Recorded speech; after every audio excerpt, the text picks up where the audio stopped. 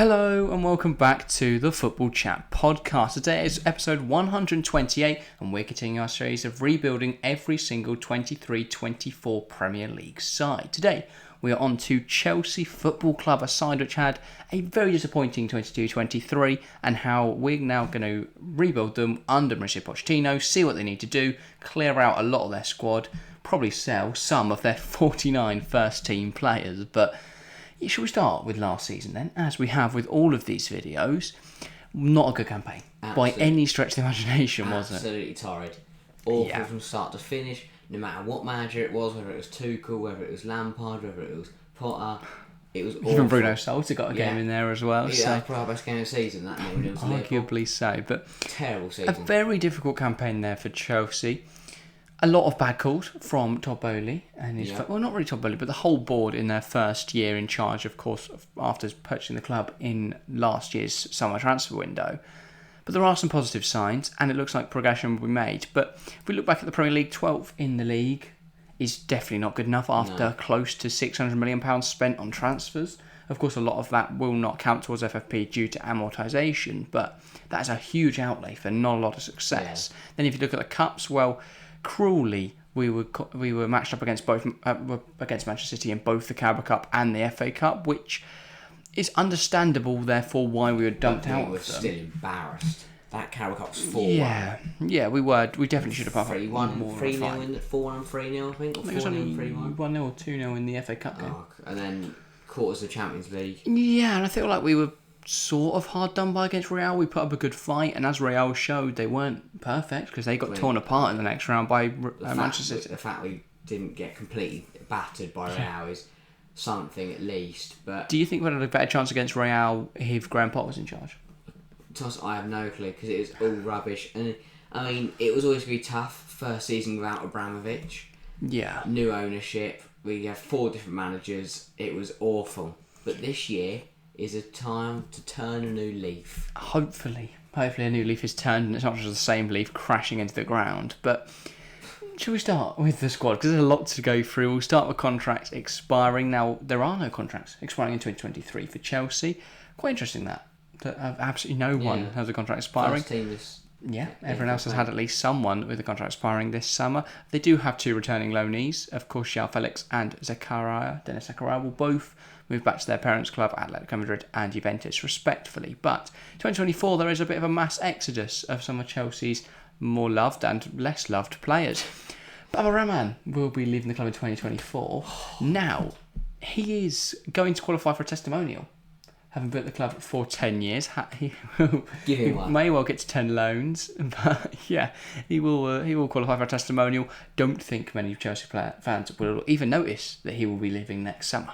How this man is still employed at the football club, I do not know. He's part of the loan army, and has forever been a part of the loan army, and never will not be part of the loan army. Indeed.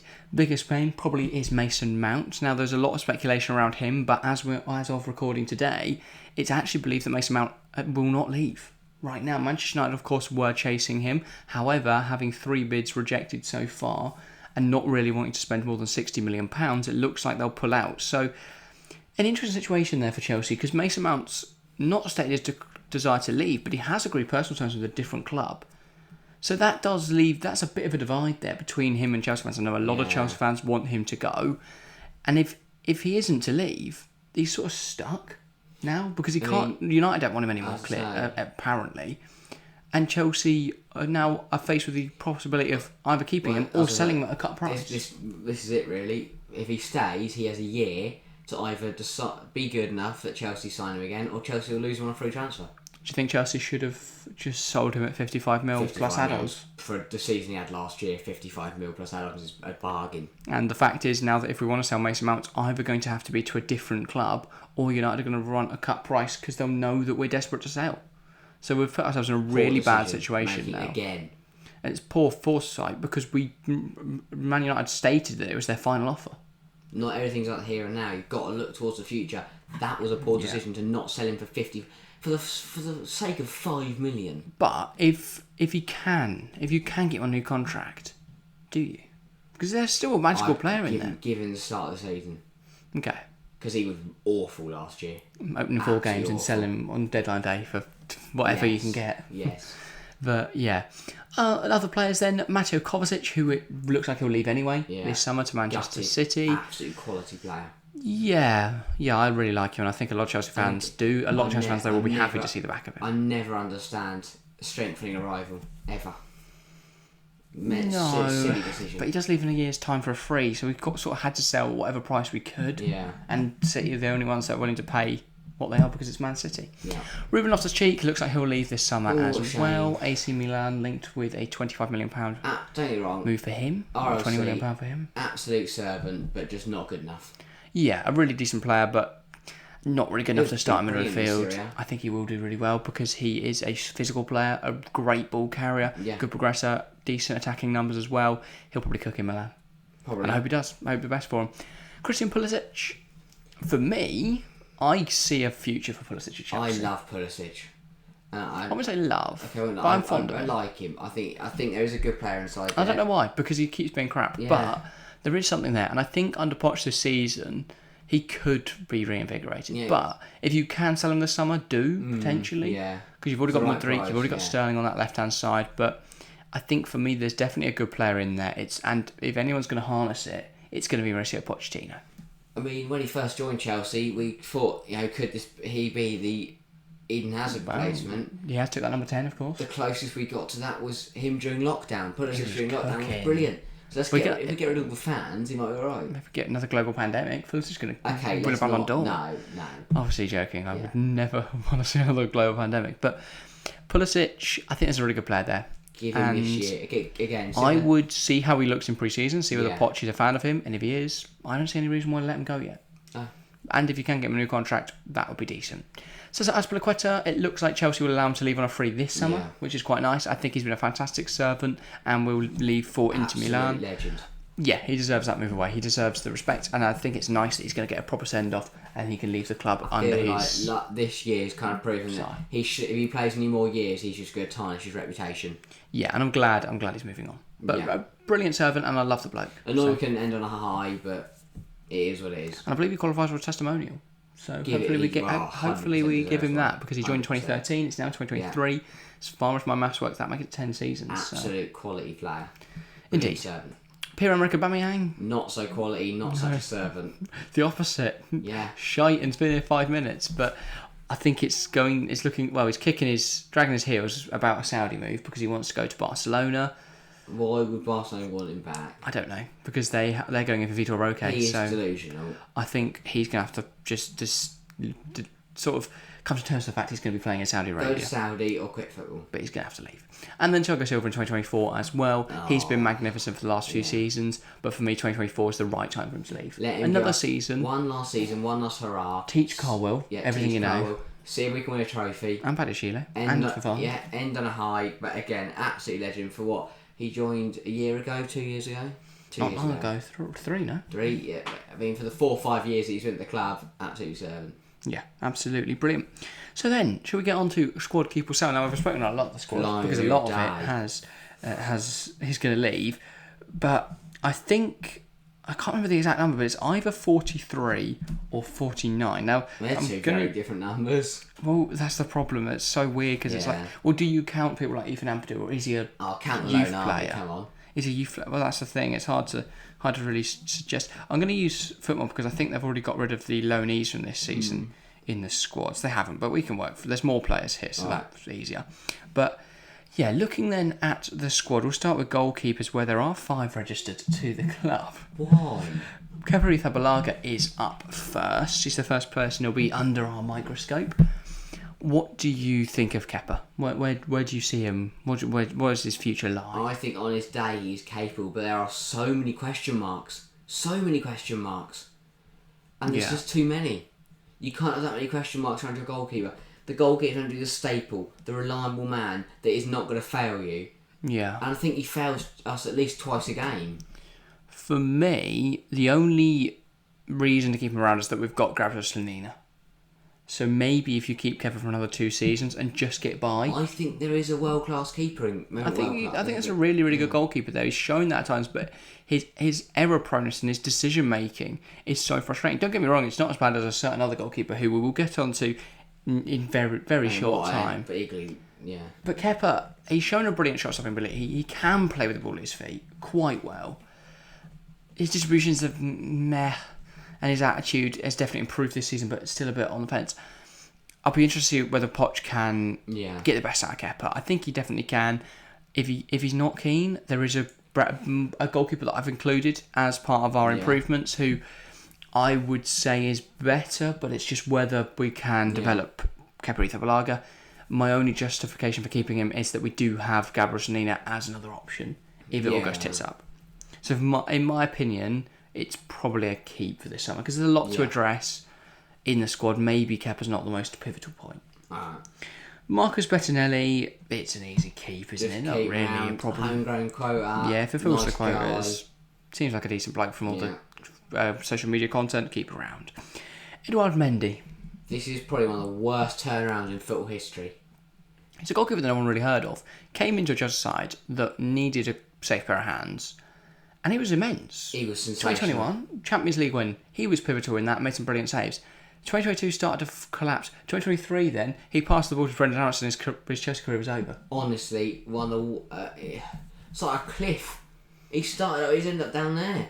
I can't believe it. He was world class in the 2021 Champions League winning campaign. He pulled off some brilliant saves across that year. 2022 he got worse. 2023 different calamitous. Man. I'm honest. Yeah. Honestly, it has to be a different man. Completely calamitous. Cannot be the same keeper. His brother or something. But yeah, it just needs to sell. Looks like he's going to join Al Ahly in Saudi Arabia, so good luck to him and the paycheck he's going to receive. Yeah. But for me, he's not. The last couple of years for him. Win the Champions League. Yeah. Do terrible for a couple of seasons and you get a massive paycheck in Saudi Arabia. Yeah. And obviously, I know we haven't really addressed the Saudi Arabia stuff with the link with Chelsea on this channel yet, but I mean, Saudi Arabia don't have any direct interest in the future of Clear Lake Capital. They don't have any direct investment, but there is a relationship between Saudi owners and Topoli, the same as there's any relationship between any owners and. That's just too rich people. Any of us, but I do agree with the point that actually, obviously Saudi's a bit different because of the involvement from this government in all the clubs, and obviously the fact that it is taking over in the way it is. But think people like Jamie Carragher and Gary Neville calling for. I mean, I don't know why Jamie Carragher thinks that UEFA or the Premier League will be able to do anything about it. They can't block transfers to Saudi Arabia. They don't have to do a restriction over that. That would require FIFA's approval. But when FIFA are trying to get Saudi Arabia to... Saudi Arabia and FIFA and talks about hosting a World Cup, can't see them saying, no, actually, you can't do anything. Because FIFA's corrupt. Yeah, and I think and the clubs aren't going to think about it because they have to, as much as they probably don't want to do it, they have to look at it from a football point of view and go, this makes sense. Chelsea aren't going to keep hold of Edouard Mendy. It's massively helping Chelsea with their FFP problems. And I think they're going to exploit that. That's just how football works. But equally, there are other clubs exploiting it. It's not just Chelsea. You could argue Man United did the same by selling Ronaldo to Al Nassr. That, of course, was a massive issue because that was a player who didn't want to be there. They sold him on. The same you can argue for Wolves right now with Ruben Neves. Ruben Neves. Yeah, £50 million. 50 million. I think you still get 50 million for him in the current market. Probably more, arguably. It's definitely a fee north of 50. The clubs aren't looking at it and going, we don't want to sell to Saudi Arabia because as much as they probably don't want to, football at the end of the day. They don't really care if they get the money. They're a business. As long as they get the money, they get the money. And as far as they're aware, it's illegal. It's legal. In the and no one else is no other. Maybe club is going to be as stupid as Saudi Arabia and buy Edouard Mendy. Well, I don't think the suit's out there, but yeah, we have definitely got quite fortunate with the way the Saudi situation is panning out. Nathan Baxter then has been out on loan at Hull this season, only played 12 games, 1 clean sheet in that time, but it was a bad Hull side. For me, he probably needs definitely needs another loan move. Probably never going to be a Chelsea goalkeeper. Probably not. But you could turn a handsome profit if he can get a great loan move next season. Yeah. Gabriel Sanina, a very different story with Chelsea. This guy. I really rate him. I really, really rate him. In his last season for Chicago Fire, he played 32 appearances, made 12 clean sheets in the MLS for a Chicago Fire side who are hardly the best team in the league. If he can fulfil his potential, he will be Chelsea's safe pair of hands for a decade. Hopefully. And that's why I don't think signing a goalkeeper is too pivotal, because I think he's a really good goalkeeper. We don't want to block his development or his future. No, but we could sign an older keeper, of course. He'd probably be our best keeper since Czech and Courtois. Yeah. Yeah, obviously he's only 18. So that's probably 19. So there's definitely time. For a goalkeeper, he's probably got 20 years left in him. Potentially. Definitely. Well, yeah. So Maybe not all at Chelsea. He could still be 39-year-old American man playing in He could goal. still... Well, he's good enough. Yeah. Tim Howard. Tim Howard regen. Blimey. But he could still be playing for Chelsea. Shout-out. He could still be playing for Chelsea in 2040, realistically. So Yeah, that's very exciting. But I think he's a really good goalkeeper. I really want to see him play for Chelsea one day. What you do with him this season? Well, do you give him minutes? If you keep Kepa and don't sign a goalkeeper, is he the backup? Does he play cups? Or do you give him a loan move to the Championship where he can get week in, week out Premier League, Championship experience? He hasn't got a goalkeeper. Well, Norwich have Angus Gunn, who they seem to love for some reason, but... Could you persuade one of the teams coming up to take him? Luton? Even a Burnley? I think it's a bad move. Yesterday. I think it's a bad move for them, though, because he's unproven. And for me, it's best to have a proven goalkeeper. So it makes more sense the Championship. I would probably look at Leicester. Yeah. Because they've got Danny Ward. Bazuna and McCarthy were rubbish for Bazuna will be fine in the Championship, though, as he proved when he was ridiculous good. Ridiculously good for Portsmouth. And he's crap. Yeah, but Leeds, unless they're going to sell him, they're not going to bench him, are they? So there's no real option there. But there's definitely Championship clubs that would be willing to bring a goalkeeper in. So definitely options there. So maybe a loan move abroad wouldn't be the worst thing ever. But in my opinion, I'd keep him around playing in the cups. But definitely a keep. He's definitely not a sell, is he? Maybe a loan, but yeah. Up next, Cesar Azpilicueta. We touched on him. Fantastic servant. Let him leave on a free. Thiago Silva. Same again. Give him one last year, one last hurrah, then let him go on a free. Kalidou Koulibaly. Sell this man ASAP. Sell him. Saudi Arabia want him. Yeah, so he's going to Al Ain apparently. That's a here we go as well for around £30 million. We only make an £8 million loss there, which is amazing. I think again though, back to my point earlier, no other club is that stupid. Yeah. If you've watched Koulibaly this season, And 32-year-old centre half, the fact that Chelsea are only making an $8 million loss is brilliant. Yeah, so he's on a 4-year contract, by the way. So the way FFP works, because of amortisation, you actually divide that 33 mil by 4, sorry. So what that comes out at about 8 mil on FFP for this season, and then we don't, because he's left, we don't then have any FFP problems from there. So amortisation completely solved, but the 30 mil we bring in, now that immediately counts to the FFP. There is no amortisation on sales. Yeah. So Chelsea have absolutely nailed it with Koulibaly there. Again, sort of cheating the system with the whole Saudi thing. Daylight robbery. But we've managed to get 30 mil for a player that I don't really rate and needs to move on. Ben Chilwell. Definite keep. If this man can stay fit, he was a brilliant player. For me, you keep him, you keep Martin, you've got Lewis Hall, who I loan out, and you sell Sideshow Bob. Who we'll touch on now, Marc Cucurella. Absolute. I honestly... I don't know where I'm wrong, because he was magnificent last season, and yet he was a clown this year. He's not a system player. I wouldn't really say he's a system player. I don't know. I just really don't know. The problem is, so the club he's played for so far, Brighton, he was in that Potter system, that worked. Getafe, he plays a left midfielder. So he's not played really as a left back, for a traditional left back, as he was trying to be played this season. I don't really know why it didn't work under Potter though, because he's played under Potter. He's an absolute car crash. Equally, Potter changed formation every 7 minutes. He constantly looked out with his depth. I don't think it helped we kept playing him as centre half. No. Well, he was clearly and he tragic. was next to Koulibaly. And I hope that by selling so much of the absolute fodder, I would say, like it's FIFA, selling so much of the fodder right now at Chelsea, you do hopefully Poch reverts to a fullback. Or at least a team which starts as a 4. I would maybe... Because we saw it, how Poch played before, he'd have a DM drop in, he had Eric Dyer. Yeah. He could do that with Enzo, which could be really interesting actually. But I think he may well do that again with that whole... And then have the fullbacks flying forward, which could suit Cucurella. But for me, if you can sell him, you do, because I much prefer Ian Martin, who we may as well touch up on as we're doing this as well. Keep if you can. Brilliant. But if you can't sell Cucurella, you've sort of got to let him go. Maybe another loan. But would he be happy with that? Probably not. No. So maybe you just have to sell and admit that you've made a mistake there because Cucurella's blocking him. Yeah. Because he's not going to stick around if Cucurella is. No. And then on the topic of left backs as well, Lewis Hall, of course. Been reinvigorated a bit. He played centre midfield, didn't he? But he's obviously back. I think he's a really good left back. And for me, if you can get him a loan move to the Championship, that would make a lot of sense. It's going to be clubs looking for some top talent like Lewis Hall. I can see a loan move making a lot of sense for all parties. No. You either honestly though. Unless Chilwell's injured, he's not going to start. Look at last year. He was one of our best players. Oh yeah, no, he was magnificent. There's 2 games against City, he was quality. And we lost 4-0 one of them. Yeah, he's a really good player, but for me, you can't start him yet because you've got Chilwell and Martson, who should both start over him. And of course, Sergio Bobby's still employed for now. Yeah, we do. On to other players then. Trevor Chalobah. I think he's a fine 4th choice. Yeah. But if you can, if someone with the right price comes knocking, then definitely sell him. Yeah, so for me, it's a Badiashile or Colwill starting alongside Fofana. Chalobah is that backup right centre half. Thiago Silva probably just ahead of him right now. That works. Give him against Rochdale in the FA Cup. Yeah, Chalobah can also cover right back if need be. Though of course Malo Gusto joins, who isn't on this list, but he is obviously a keep. That's goes without saying.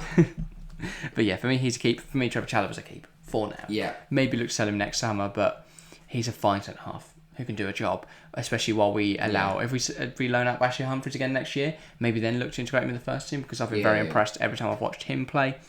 And also not on this is Levi Colwill, but I think it goes without saying most Chelsea fans are 100% keep on that. Yeah, he was brilliant at Brighton. Could he excel even further under Poch and Chelsea? Yeah, hopefully gets that left centre half role nailed down. And if we've got Colwill, Badiashile, Fofana and maybe one more right centre half, you've got your perfect defence there for years, for another 15 years hopefully. Yeah. Well, 10 years at least, but yeah, perfect there for me.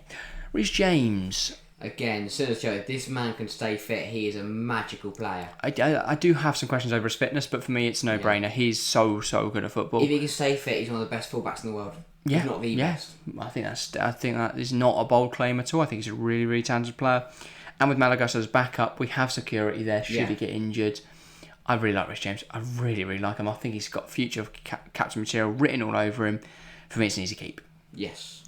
We'll talk about Marc Cucurella, but Wesley Fofana, I mean, we've mentioned him briefly throughout. He's an easy keep. Yeah. Such a talented player, so good with the ball at his feet. Great in the air as well, given his stature isn't the greatest.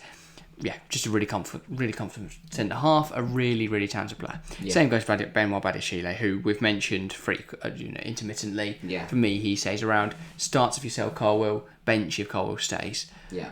A definite start if you're playing a 3-back. I hope we don't. But yeah, Badiashile, a really good player, and follows along the same lines we've spoken about a lot of these players. It's weird because there's so many good players here. And actually the defence that we touched on saying there are so many good players makes sense because we were one of the best defensive sides. Until towards the end of the season when we started shipping goals for fun, especially in that Man United game we conceded 4, but we were one of the strongest defensive sides in the league. It's just that we couldn't score. It's the 2 areas I'll touch on. Yeah, hopefully that changes. Now midfielders, there is a max extra. So I think it's easy because there's a lot of players that will be sold anyway. Yeah. I think it's easier just to cut through those immediately. So Kovacic is going to Man City. Kante is joining Al Ittihad in Saudi Arabia. Yeah. Des Zakaria is leaving on his loan. Ruben Loftus-Cheek will probably go. Would you keep him? But that's one's more debatable. Would you keep or sell Ruben Loftus-Cheek? I'm honestly not. I don't mind. I think he's a fine 4th choice, but he, like last year, he played way too much. But for me, I don't rate him high enough to block Cesare Casadei, to block Andre Santos, and to block Carney Chukwuemeka. So for me, it's an easy sell because we've got so much more talent. Play Carney, please. Play all 3 of them. They all deserve some minutes, unless you're going to loan them out, of course. But probably sell Loftus-Cheek. Yeah, easy sell for me. Mason Mount. Looks like he'll stay, but I think he's a really magical player, and I think at a Poch he could definitely work. Yeah. But he's got to go a long way to repair his relationship with the fans, because you can't be agreeing personal terms with Man United. Yeah. And then come back and expect the same love that you had before. He got a banner last season, Mason Mount, the boy who dared to dream. Yeah. He's dreaming now of playing at the Theatre of Dreams. We need to see his commitment if he is to stay. Season. If not, he's absolutely slated for it. And he already just gets slated by a lot of Chelsea fans. So I'm hoping. I don't know. I really don't know. But Poch is. If Poch is going to.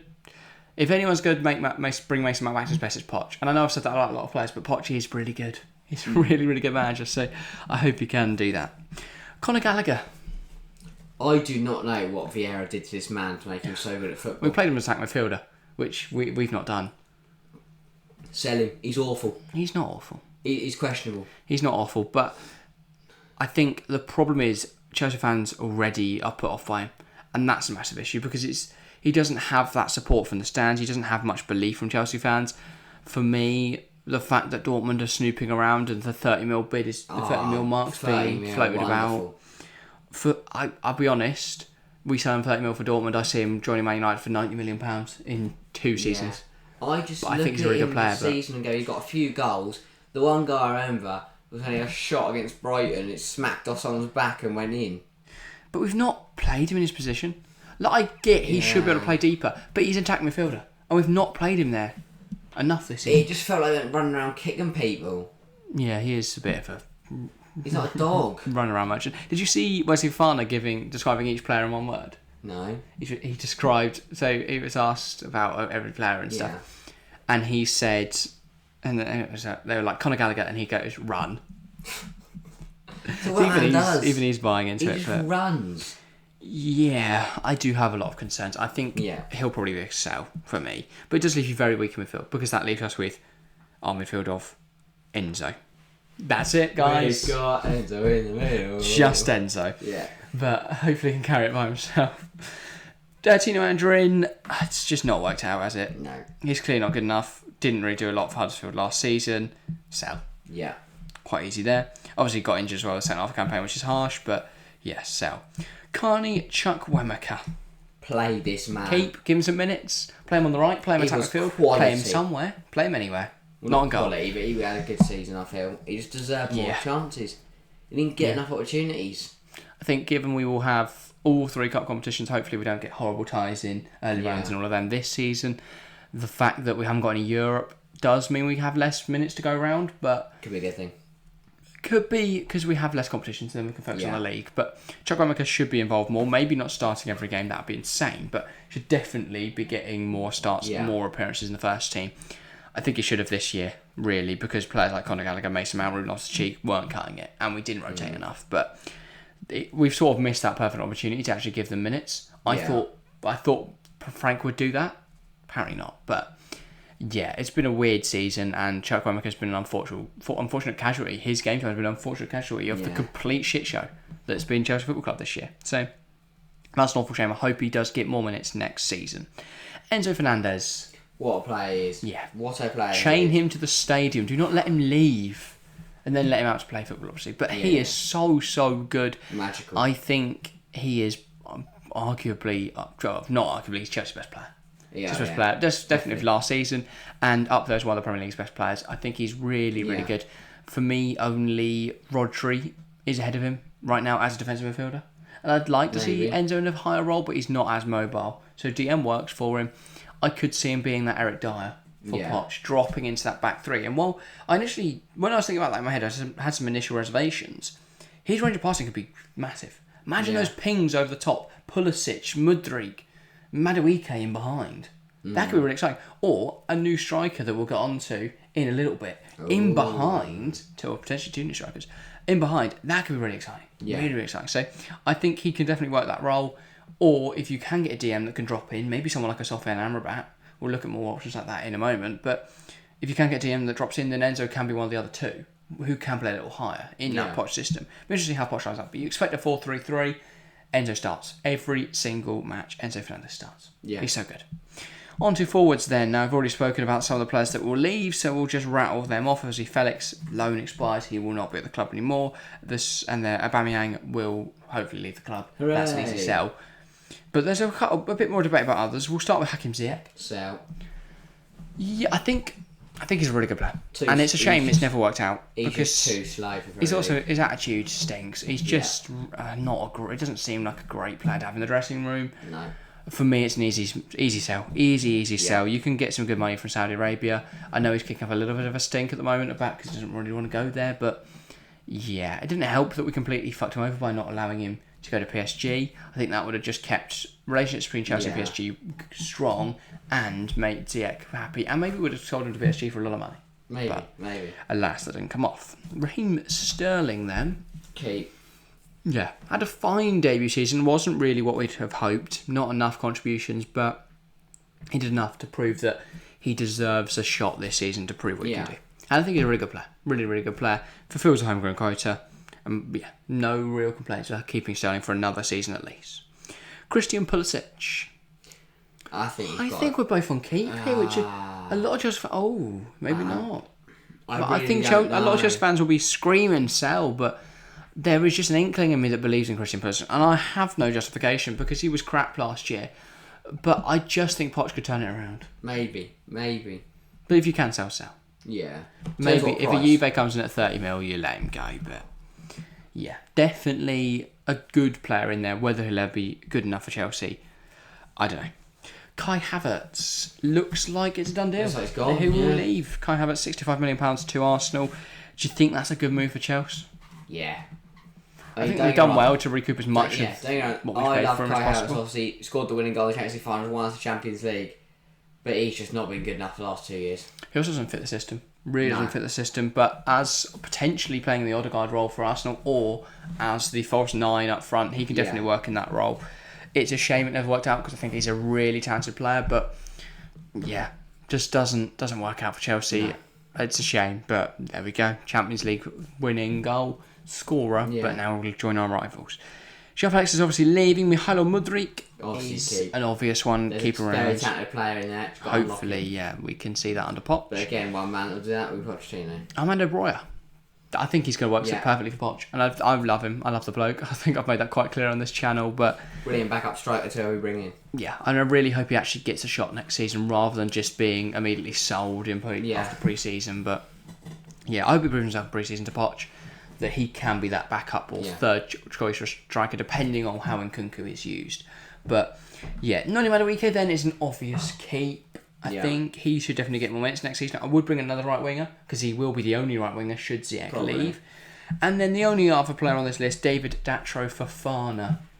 So he's obviously a keep. I would loan him out though. Weird one, but Strasbourg. Why a weird one? I think it's just weird to sign because we signed him and just didn't play him. He's only 20 though. True. And he's not played in. He played for Mulder. I don't really expect him to come in and tear the Premier League apart. So for me, it's an easy decision just to loan him out. We've just signed Strasbourg. We've just bought Strasbourg for £65 million. Loan him over there. Jobs are good, and he could tear up League 1 hopefully, which I expect him to do. Come back to Chelsea maybe with a lot of confidence and add another new dimension. Then we've got 3 really quality strikers. And if Broy struggled, maybe you sell him on, and David Datro Fofana becomes our second choice. Yeah. Could be interesting to see. But yeah, shall we then look at what we could add to this squad? Now, there's a couple of positions which I say need improvement. I have put down a starting goalkeeper as a discussion.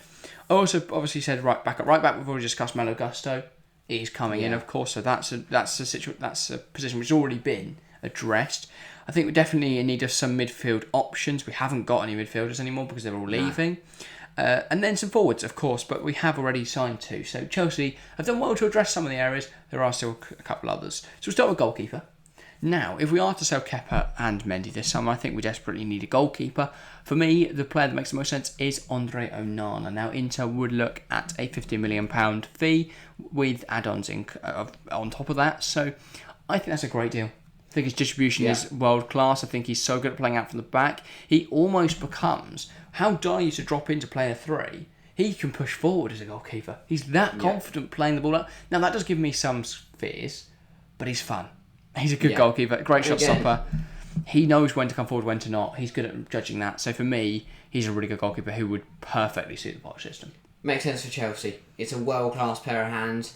Champions League finalists this year. It's exactly what we need.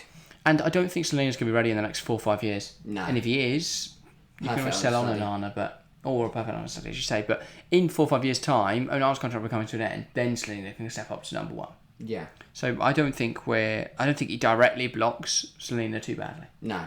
But he does in the short term. But I don't think Salina will be our short term fix. Into some midfield options then. Now I would like to sign a DM, but that's not a huge prerogative if Enzo plays there. But we do need a backup probably. But Andre Santos can do that. So we have got Santos to consider. We have got Chukwuemeka. We have got, of course, Cassidy. Now maybe Cassidy goes out for a loan. Maybe Santos goes out for a loan. Maybe Chukwuemeka goes out for a loan. But we don't really know. But a couple of midfield options have been floated around recently. Of course, Romeo Lavia is one that Chelsea have been linked with for a long time. A really good DM. Worked for, is it Joe Edwards, the head of recruitment? Joe Shields, sorry, yes. I'm getting mixed up between.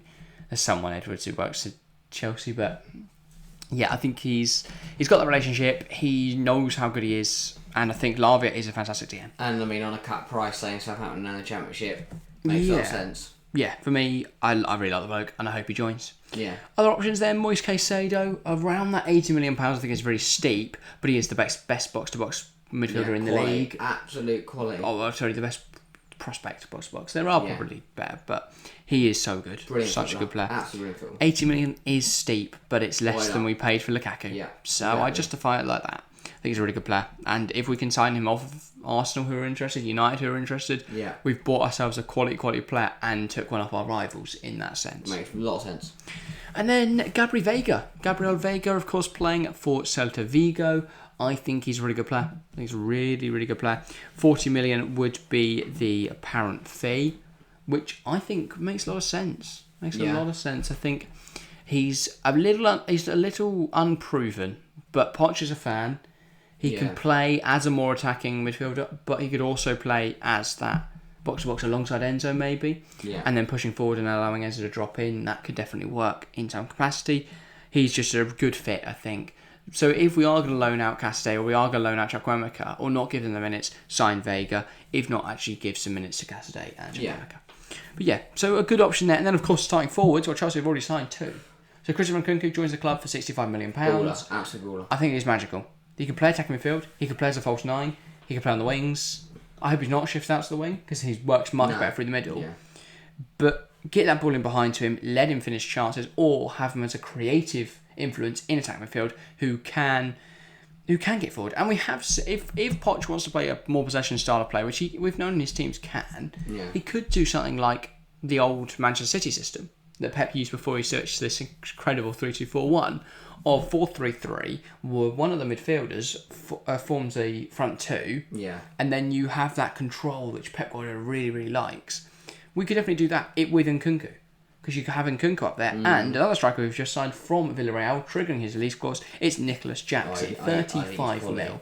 I think he's really good, but I do have question marks. I am worried that we're signing a 22-year-old to be our starting striker. Because we're not going to sign another striker now because we haven't got the FFP budget to allow for that. Probably not got the budget in general to allow for that. So we're not going to sign another striker, which isn't spectacular news. I do think we're risking it, but Nkunku should be a fine striker. Should be a fine false 9 option. You've got Royer as well to rotate in there if you need to. Indeed. So there's definitely different options there. All 3 bringing something different to the side. They all could work in whatever Poch decides to do. It's going to be interesting to see what Poch does. Yeah.